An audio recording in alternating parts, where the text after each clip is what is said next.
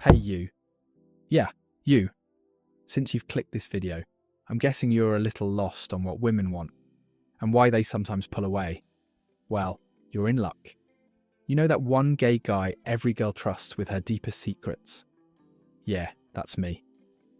I've spent years in the front row of women's lives. Crushes, heartbreaks, all the things they never say out loud. So let's dive into the female mind. A crash course in connection with a gay guy's perspective most straight men don't have. Basically, you've just unlocked the gay friend translator pack. You're welcome, bro. Women communicate differently than men, not because they're purposely mysterious. They've just learned to move through emotions carefully.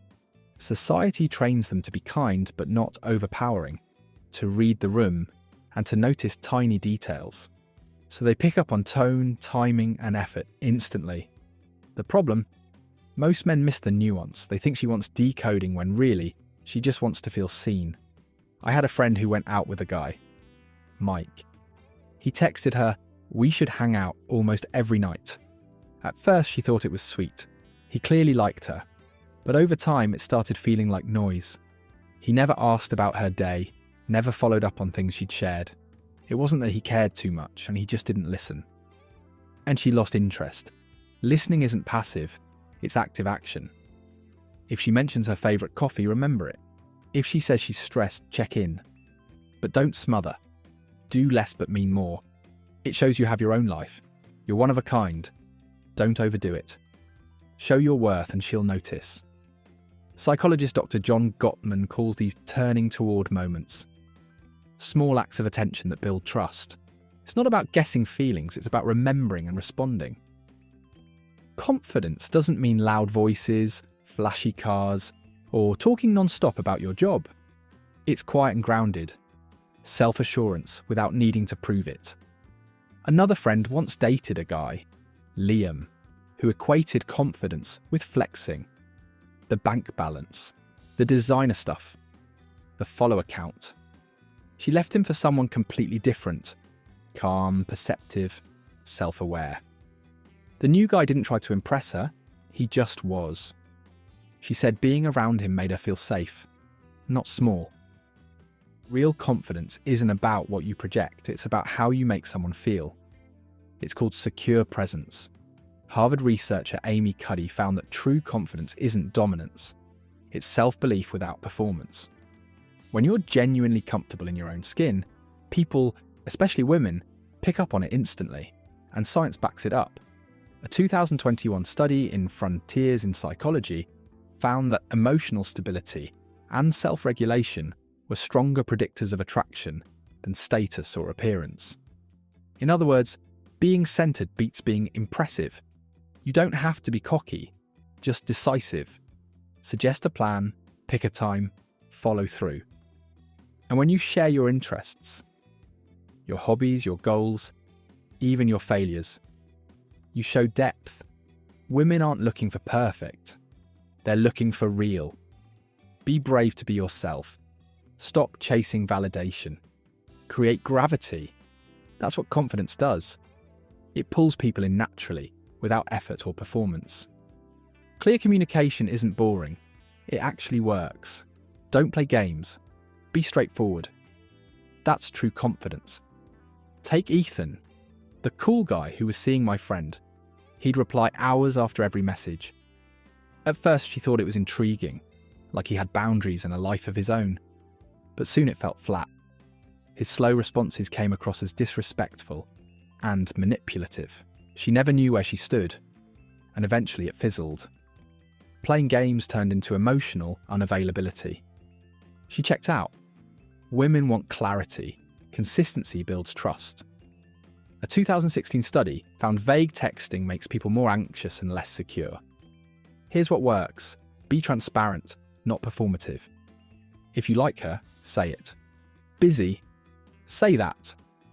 Honest doesn't kill intrigue, it builds security. Let your communication reflect you, not a version you think she wants. The facade always cracks eventually. Quality over quantity. A thoughtful check-in, a follow-up about something she mentioned, or a small win in your day is far more impactful than endless small talk.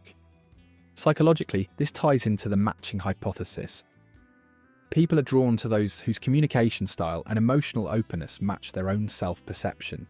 Think of communication as emotional translation. Women don't want you to dissect them. They want to connect. Clarity isn't just honest, it's attractive. Emotional intelligence is what separates a good date from a real connection. It's about recognizing emotions, yours and hers, and responding with care instead of correction. I remember a friend who went out with a guy, Jake. One night she texted, "I'm exhausted, it's been a long week." Jake's reply? "Cool, I'll swing by and cheer you up." He thought he was being thoughtful. She felt unheard. What she needed was a simple, "That sounds rough. Want to rest tonight and talk tomorrow." Validating without rushing to fix it. Daniel Goleman, the psychologist who popularized emotional intelligence, found that empathy and self-regulation predict long-term relationship success better than shared hobbies or physical attraction. And a 2020 study in personality and individual differences confirmed emotional attunement, perceiving and validating feelings, is one of the top traits women associate with trustworthy partners. So, validate, don't fix. I can see why that frustrates you, rather than relax, it's fine. Use humor with care. A gentle laugh eases tension without dismissing feelings. And remember patience over panic. Misunderstandings happen, but how you respond is remembered. Emotional intelligence isn't just attractive, it's anchoring. Self-awareness? Now that's sexy AF. Though looks aren't everything, attraction often begins with what she sees and senses. Effort communicates value, and subtle biological cues guide first impressions. A friend told me about Mark. Funny, genuine, solid. But his first date outfit, that laundry day look, everything slightly mismatched and tired. First impressions faltered. But on the next date, he upgraded to a clean-cut look and fitted shirt. Nothing extravagant. Yet suddenly people noticed. He hadn't changed himself, just how he presented himself. Another friend told me about a guy called Brian. They clicked over conversation, laughed together, but the first kiss, she pulled back. He hadn't prepped. Mint, fresh breath, proximity. Little things matter. Presentation and subtle biological cues can make or break that spark. Remember, grooming, shower, hair, nails, cleanliness, posture and presence, shoulders back, chin up, smile. You don't need to be a fashionista. Simple, clean with a touch of your own vibe. Scent, hygiene plus a nice cologne goes a long way. Physical interaction, shared laughter, light affection, first kisses, they all trigger dopamine, oxytocin, norepinephrine. Obviously only when she's given the cues. Research shows physical appearance influences initial attraction, but lasting satisfaction depends on emotional and behavioural connection. Presentation and chemistry are two sides of the same coin. Effort communicates self-respect. Subtle biology signals compatibility.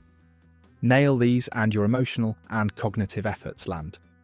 So, in conclusion, listen, empathize, communicate clearly, show emotional intelligence, be present, kind, thoughtful, present yourself well, honor chemistry, no games. Understanding women doesn't need tricks, just curiosity, attention and respect, and a little insight from yours truly. Be rare, be authentic, listen, laugh, show up as someone worth knowing. That, my friend, is your secret weapon.